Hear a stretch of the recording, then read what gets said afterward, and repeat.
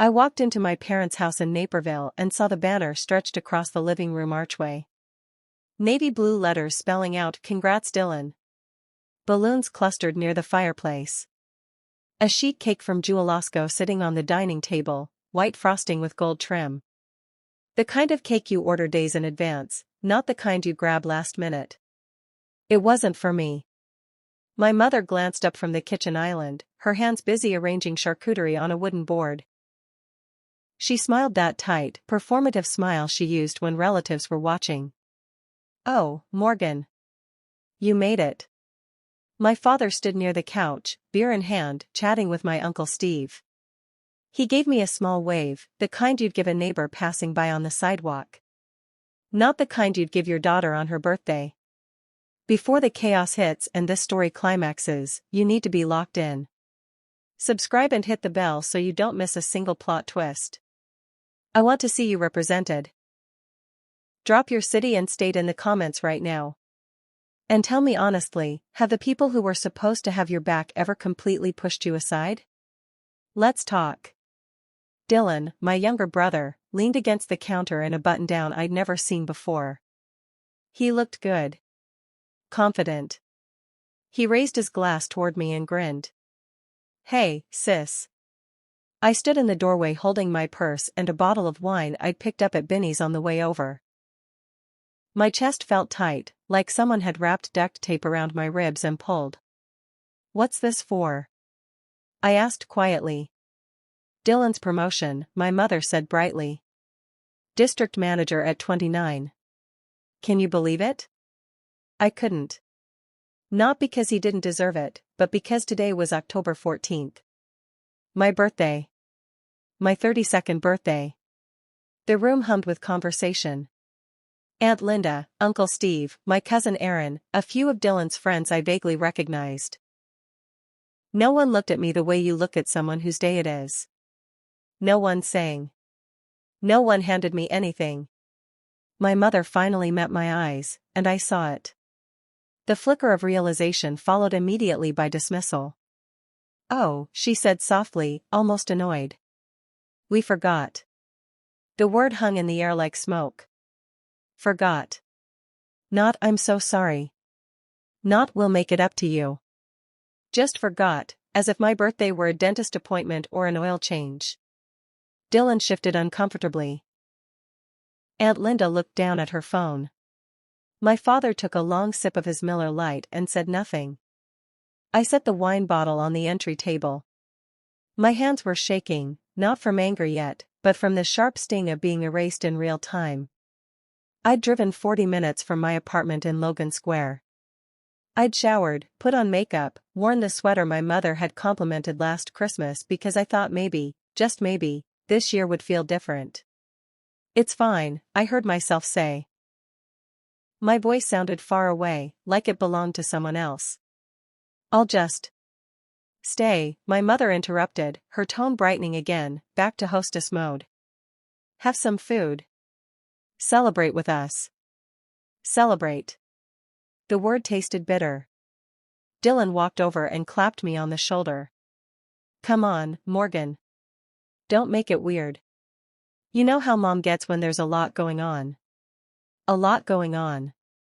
As if planning a party for him had somehow consumed all available memory of me. I looked around the room. The cake. The balloons. The carefully arranged appetizers. The guests who had been invited days, maybe weeks, in advance. This wasn't spontaneous. This wasn't last minute. They didn't forget. They chose. I felt something inside me go still. Not loud, not explosive. Just quiet. The kind of quiet that comes right before a decision you can't take back. I smiled. Small, controlled, the same smile I'd perfected over years of swallowing things I wasn't supposed to say. "I'll be right back," I said. "Just need to grab something from the car." No one questioned it. My mother returned to her charcuterie. Dylan rejoined his friends. The party continued as if I'd never arrived. I stepped outside into the crisp October air.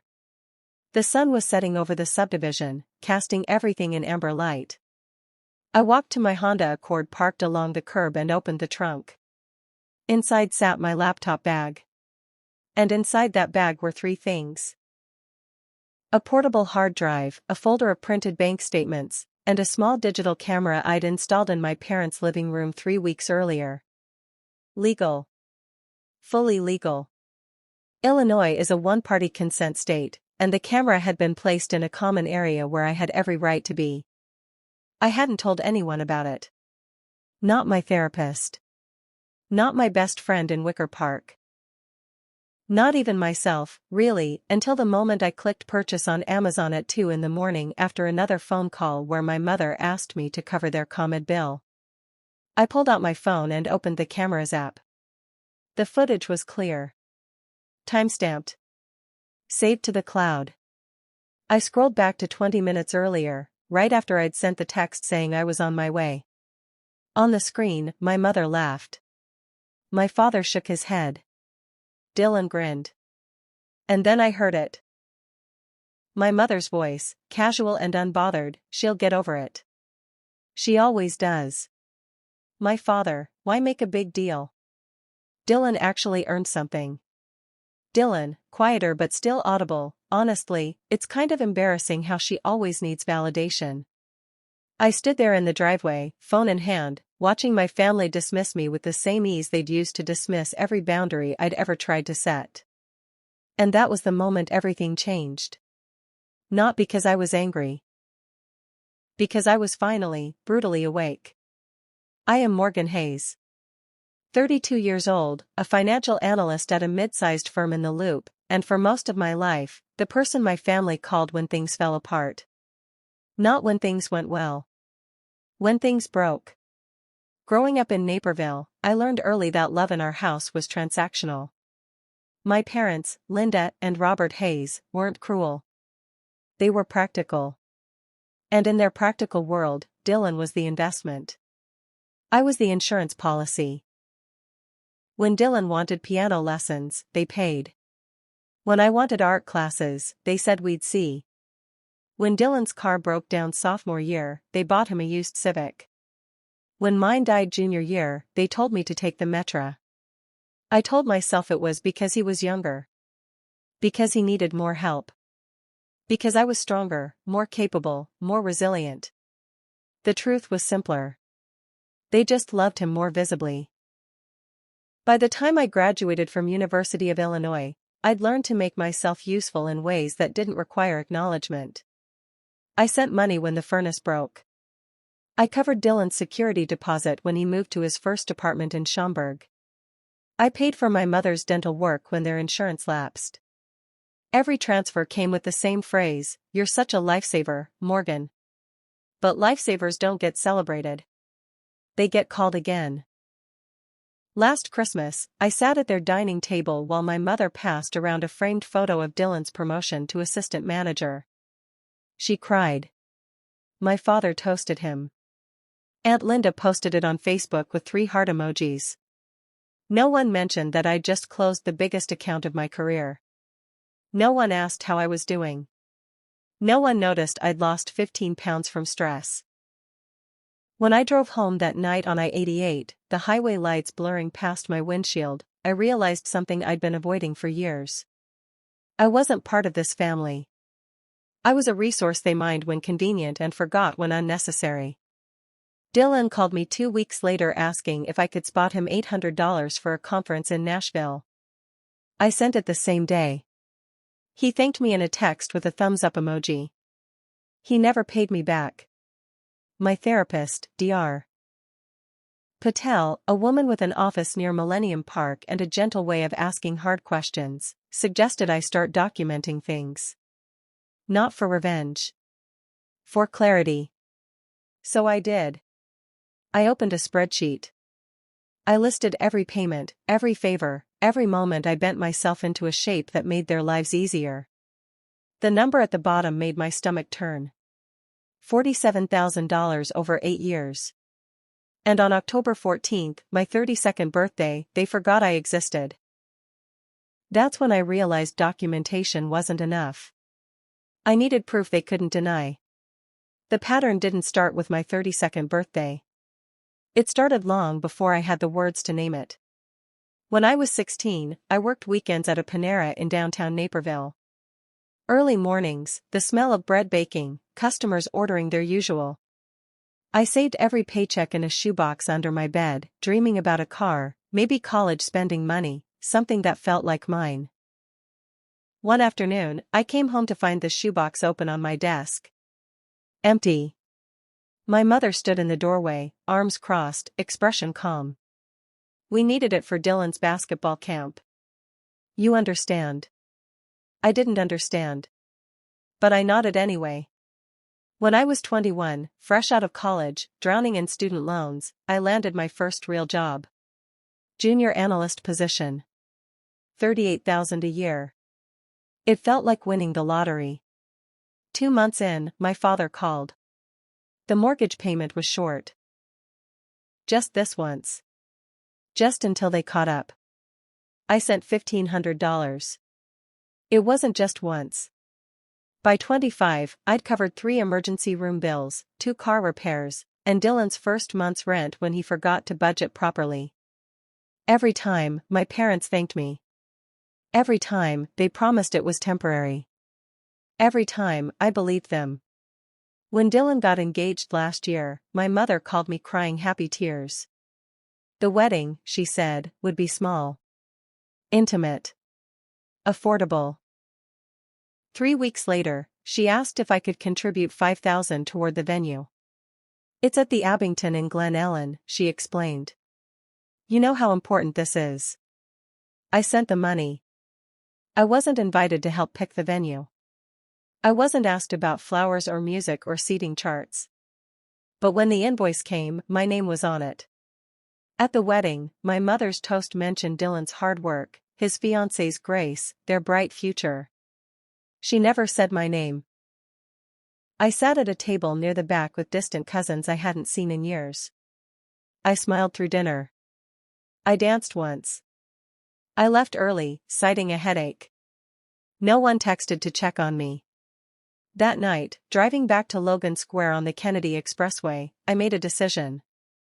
I opened a new folder on my laptop and titled it simply, Records. Inside, I started uploading bank statements. Venmo receipts. Text message screenshots. Every payment. Every favor. Every ask that came without a thank you that lasted longer than a breath. I didn't know what I'd do with it yet. But I knew I needed proof that I hadn't imagined this. That I wasn't crazy for feeling erased. That the invisibility was real. The spreadsheet on my laptop told a story my family would never admit out loud. $47,218. That's what I'd sent home over 8 years. Not loaned. Sent. Because in our family, loans implied repayment, and repayment implied I had the right to expect something back. I didn't. The first entry was from 2016. July. $1,200 for a furnace repair in the middle of a summer heat wave. My mother called me at work, voice trembling. We can't sleep in this heat, Morgan. Your father's blood pressure. I transferred it during my lunch break. The next month, another $800. Dylan's car insurance lapsed. He'd forgotten to pay it, and now he couldn't get to his new job in Lombard without risking a ticket. September brought a dental emergency. My father's crown cracked. $1,800. By December, I'd sent over $5,000. Nobody said thank you at Christmas. The pattern continued. Every few months, a new crisis. The water heater. The property tax bill. Dylan's security deposit. My mother's prescription co-pays when their insurance changed and she didn't understand the new deductible. I paid. Always quietly. Always quickly. Always without asking the questions I should have asked. Like, why didn't they have an emergency fund? Or, why was Dylan, who made nearly $60,000 a year managing a sporting goods store, always short on rent? Or, why did every family dinner end with my mother sighing about money, glancing at me, waiting for me to offer. By 2022, the asks weren't even emergencies anymore. They were luxuries disguised as necessities. New living room furniture because the couch is embarrassing when people visit. A weekend trip to Galena for their anniversary because we deserve a break. Contributions toward Dylan's wedding venue, his honeymoon, his wife's bridal shower at some winery in St. Charles the First wasn't invited to help plan. The money flowed one direction. Always. And every time I hesitated, even for a second, the guilt arrived prepackaged. We raised you. Family helps family. You've always been so generous. Don't change now. So I didn't change. I bent. I stretched. I became the shape they needed me to be. But 6 months ago, something shifted. Dylan bought a house. A 3-bedroom Cape Cod in Wheaton with a 2-car garage and a backyard big enough for the dog he and his wife adopted a week after closing. He posted photos on Instagram. Gleaming hardwood floors. Stainless steel appliances. A Ring doorbell. String lights on the back deck. The caption read, "Proud to say we did this on our own. Hard work pays off." I stared at that post for 20 minutes. On our own. I scrolled back through my records. $3,200 I'd sent him over 2 years. Rent help. Car payments. The wedding contribution that indirectly freed up his savings. He didn't do it on his own. He did it on me. That night, I opened a folder on my desktop. I labeled it evidence. Inside, I started organizing everything. Bank transfers. Venmo screenshots. Text threads where my mother asked and I answered. I didn't know what I'd do with it. But I knew I was done being erased from my own story. And 3 weeks later, I installed a camera in my parents' living room. Not for revenge. For proof. The camera arrived in a plain Amazon box on a Tuesday afternoon. Small. Discreet. The kind people use for home security or to check on pets while they're at work. I didn't plan to use it the way I did. At first, I told myself I was being paranoid. That my therapist's suggestion to document the patterns didn't mean this. Dr. Patel probably meant a journal. Maybe voice memos. But journals can be dismissed. Voice memos can be denied. Video doesn't lie. Illinois is a one-party consent state. I researched it 3 times before I bought the camera, reading legal blogs at midnight, cross-referencing statutes. As long as one person in the conversation knows they're being recorded, it's legal. I was that person. The camera was small enough to tuck behind a picture frame on the bookshelf in my parents' living room, angled toward the couch and dining area. I set it up during a Sunday visit 3 weeks before my birthday, while my mother was in the kitchen and my father watched the Bears game. Just straightening up, I called out, adjusting the frame. Nobody questioned it. The app on my phone showed a live feed. Clear audio. Cloud storage. Motion-activated recording. I wasn't spying. I was protecting myself from a family that had gaslit me for so long I'd started to believe I was imagining it all. The footage started accumulating. Small moments at first. My mother on the phone with Aunt Linda, "Morgan's fine. She doesn't need much. She's always been low maintenance." Low maintenance. Code 4, doesn't complain when we forget her. Dylan stopping by one afternoon, talking to my father, "I don't know why she makes everything so emotional. I pay her back when I can." He hadn't paid me back once. Then came the week before my birthday. I was scheduled to visit for Sunday dinner. I texted that morning saying I'd be there around 6. The camera caught everything. My mother and Dylan in the living room, discussing his promotion party. "Should we invite Morgan?" Dylan asked. My mother waved her hand dismissively. "She won't care. You know how she is." My father walked in, beer in hand. "When is it?" "Friday," my mother said. "Friday."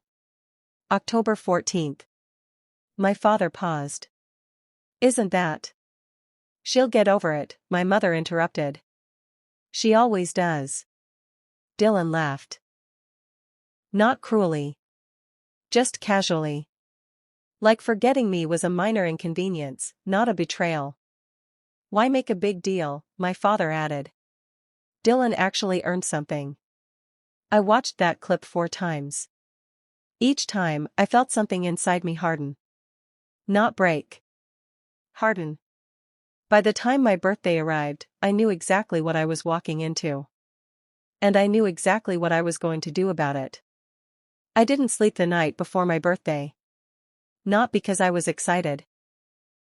Not because I was planning some dramatic confrontation. I just lay there in my Logan Square apartment, staring at the ceiling, listening to the faint hum of traffic on Milwaukee Avenue. My phone sat on the nightstand, screen dark, silent. No texts. No calls. No happy birthday, we'll see you tomorrow messages from anyone in my family. At 6:47 a.m., I finally got up. Made coffee. Sat at my kitchen table and opened my laptop. The camera feed was still active. I scrolled back through the last 24 hours of footage, watching my parents' living room like it was a documentary about strangers. My mother vacuuming. My father reading the Tribune. Dylan stopping by with bags from Party City. Balloons. A banner. That cake from Jewel. Everything planned. Everything intentional. I took a screenshot of the timestamp. October 13th, 7:32 p.m. My mother hanging the "Congrats Dylan" banner. One day before my birthday. They knew. I closed the laptop and sat there for a long time, coffee going cold in my hands. The morning light crept across my kitchen floor, soft and indifferent. Something inside me wasn't sad anymore. It wasn't even angry. It was clear. At work, I went through the motions. Spreadsheets. Client calls. A meeting about Q4 projections that I barely registered. My coworker Jasmine stopped by my desk around noon with a cupcake from the bakery downstairs. "Happy birthday, Morgan," she said, smiling. I almost cried. Not because of the cupcake. Because a coworker I'd known for 8 months remembered when my own family didn't. At 4:30 p.m., I got a text from my mother. "Dinner at 6. See you soon." No mention of my birthday. No acknowledgement. Just an invitation to witness someone else's celebration. I typed back, "On my way." Then I opened my trunk before leaving the office parking garage and placed 3 things inside. My laptop. A portable hard drive. A printed folder containing 8 years of bank statements, Venmo transactions, and text message screenshots. I didn't know if I'd need them tonight. But I wanted them close. The drive to Naperville took 43 minutes. I listened to a podcast I didn't hear. My hands gripped the steering wheel tighter than necessary. Every mile felt like walking towards something inevitable. When I pulled up to the house, cars already lined the street. Uncle Steve's Silverado. Aunt Linda's Subaru. Vehicles I recognized from every family gathering I'd ever attended. All here for Dylan. I sat in my car for a moment, engine off, watching the warm light spill from the living room windows. Inside, people were laughing. I grabbed my purse, left everything else in the trunk, and walked up the driveway. The front door was unlocked. I stepped inside. And that's when I saw it. The banner. The balloons. The cake. None of it mine. My mother looked up, smiled that tight smile, and said the words that would change everything. "Oh, Morgan. You made it." Not "happy birthday." Not "we've been waiting for you." Just, "you made it." Like I was a guest. Like I was optional. I stood there, holding a bottle of wine I'd bought for a celebration that didn't exist, and felt the last piece of hope I'd been carrying quietly shatter. This was the moment. The one I'd replay 1,000 times later. The moment I stopped being their daughter and became their witness. I don't remember setting the wine bottle down. One moment it was in my hand, the next it was on the entry table, and I was standing in the middle of a party that had nothing to do with me. Dylan crossed the room, drink in hand, grin wide. He clapped me on the shoulder like we were old college buddies. "Don't make it weird, Morgan," he said quietly. "You know how Mom gets when there's a lot going on." A lot going on. I looked past him at the dining table. The cake had been cut. Golden frosting smeared across paper plates. My Aunt Linda was taking a photo of Dylan with my parents, all three of them smiling, arms wrapped around each other. Nobody called me over. My mother glanced at me from across the room, her eyes flicking away just as quickly. Not guilty. Just inconvenienced. Like I was the problem for noticing. "Stay," she said, louder now, playing hostess. "Have some food. Celebrate with us." Celebrate. The word tasted like rust. I felt my chest tighten, my breathing shallow. Not from sadness. From something colder. Sharper. Clarity. This wasn't an accident. This wasn't poor planning or bad timing. This was a choice. They chose the banner. They chose the guest list. They chose the cake. And they chose not to choose me. I smiled. The same smile I'd perfected over 32 years of swallowing things I wasn't supposed to say. "I'll be right back," I said. "Just need to grab something from the car." My mother nodded absently, already turning back to the charcuterie board. Dylan returned to his friends. Nobody followed me. I stepped outside into the October cold, the kind that bites at your neck and clears your head. The sun had set. The subdivision streetlights flickered on one by one, casting long shadows across the driveways. I walked to my car, popped the trunk, and stood there staring at my laptop bag. Inside was everything. The footage. The receipts. The proof. I pulled out my phone and opened the camera app. Scrolled back to 30 minutes ago. There they were. My parents. Dylan. Standing in the same living room I'd just left. My mother laughing. My father shaking his head. And Dylan, grinning, saying the words I'd replay in my mind for weeks. Honestly, it's kind of embarrassing how she always needs validation. My father's voice, casual, "Why make a big deal? Dylan actually earned something." My mother, dismissive, "She'll get over it. She always does." I stood there in the cold, phone glowing in my hand, and felt something inside me go completely still. Not broken. Not angry. Just done. I closed the app. Took a breath. And made a decision I would never take back. I didn't go back inside. I stood in the driveway, phone in one hand, car keys in the other, and felt the weight of 32 years lift off my shoulders. Not because I was free. Because I finally understood what I'd been carrying. Their comfort. Their image. Their version of a family that only worked when I stayed small. I opened my phone and started a new group text. My parents. Dylan. Aunt Linda. Uncle Steve. My cousin Aaron. Everyone who'd been inside that house tonight, celebrating someone else while I stood invisible in the doorway. I didn't type anything yet.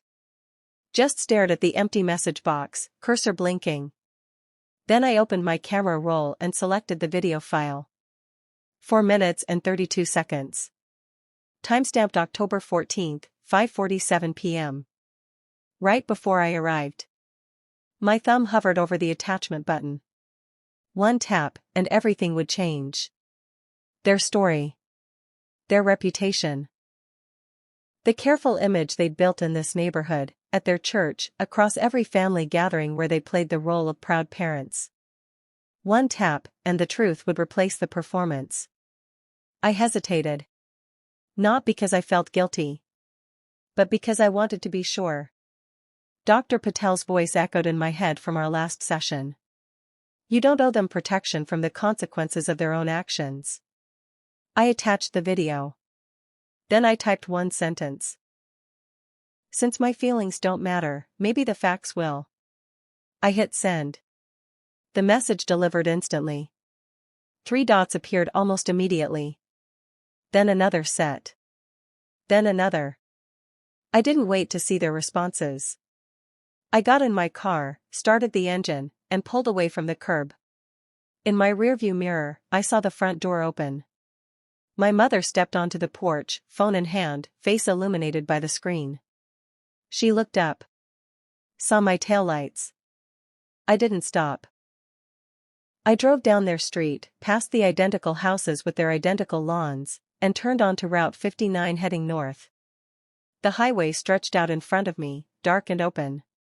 My phone started buzzing. Calls.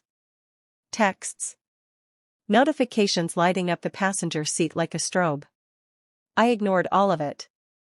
Somewhere near I-88, my phone rang again. Dylan. I let it go to voicemail. Then my mother. Voicemail. My father. Voicemail. Aunt Linda. Declined. By the time I reached my apartment in Logan Square, I had 23 missed calls and 47 unread messages. I parked on my street, grabbed my bag, and walked up the 3 flights to my door. Inside, the apartment was quiet. Just the hum of the radiator and the distant sound of the city outside my window. I set my phone face down on the counter. Made tea. Sat on my couch. And for the first time in my entire life, I didn't feel the need to check if they were okay. Because I finally was.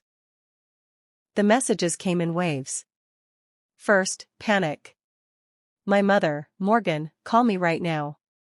Dylan, what the hell is wrong with you? My father, this is completely unacceptable. Delete that video immediately. Then, justification. Aunt Linda, you're taking this out of context. They didn't mean it the way it sounded. Uncle Steve, family handles things privately. This is embarrassing for everyone. My cousin Aaron, I can't believe you'd air dirty laundry like this. So immature. Then, threats. My father, you recorded us without permission. That's illegal. We're calling a lawyer. Dylan, you just destroyed Mom and Dad's reputation over nothing. Hope you're happy. My mother, if you don't take that video down in the next hour, don't bother coming to any family events ever again. I sat on my couch, tea cooling in my hands, and read every single message. Not because I cared what they said. Because I wanted to remember this moment. The moment they proved everything the video had already shown. Not one apology. Not one "we're sorry we hurt you." Not one "you deserved better." Just anger that I'd stopped protecting them from themselves. Around 10 p.m., my phone rang again. A number I didn't recognize. I almost ignored it, but something made me answer. Morgan Hayes? A woman's voice. Calm. Professional. Yes? This is Amanda Cross. I'm a family attorney in Oak Park.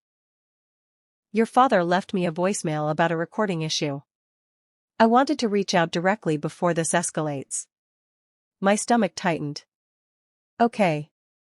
First, I need to confirm, did you record video in your parents' home? Yes. And were you present during the recording? No. But Illinois is a one-party consent state. I had legal access to the home, and I was aware the recording was happening. Silence. Then, you're correct. What you did was completely legal. I exhaled. Your father seems to believe otherwise, she continued. But unless you recorded in a space where there's a reasonable expectation of privacy, like a bathroom or bedroom, you're protected. A living room is a common area. You're fine. So they can't do anything? Not legally.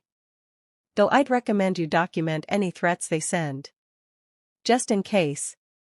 I thanked her and hung up. For the first time all night, I smiled.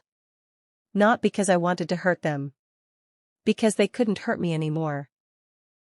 I opened my banking app and pulled up the automatic transfers I'd set up years ago. Mortgage assistance, cancelled. Utility support, cancelled. Emergency fund deposit, cancelled. Dylan's Venmo requests, blocked. One by one, I dismantled the system I'd built to keep them afloat. They wanted to threaten me? Fine. Now they'd see what happened when the person holding everything together finally let go. The fallout arrived faster than I expected. By morning, the group chat had exploded into chaos. 37 new messages. Screenshots forwarded between relatives. People taking sides. Some quietly reached out in private. My cousin Aaron's husband, I always wondered why they treated you differently. Now I know.